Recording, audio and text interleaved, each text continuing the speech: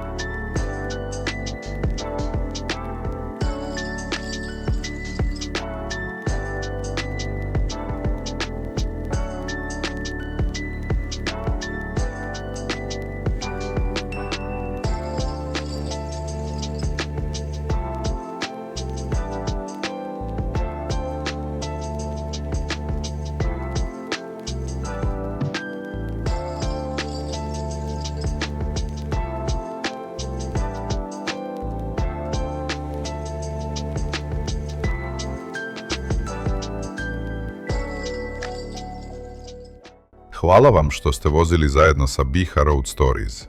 Nadamo se da ste uživali u ovoj vožnji, kadrovima i atmosferi koju smo danas podijelili s vama. Svaka ruta, svaka ulica i svaki kilometar za nas su nova priča, a vi ste razlog zašto ih nastavljamo bilježiti i dijeliti. Ako vam se video svidio, podržite kanal pretplatom, lajkom i komentarom. To nam zaista mnogo znači. Vaša podrška direktno pomaže rastu kanala i daje nam motiv da nastavimo snimati nove vožnje, putovanja i realne scene sa naših puteva. Zapratite BiH Road Stories i pogledajte i ostale vožnje i putopise na kanalu. Tamo vas čekaju mnoge ceste, gradovi, pejzaži i svakodnevne situacije koje zajedno prolazimo kilometar po kilometar. Još jednom, hvala vam na vremenu i podršci. Vidimo se uskoro u nekoj novoj priči sa naših puteva na BiH Road Stories.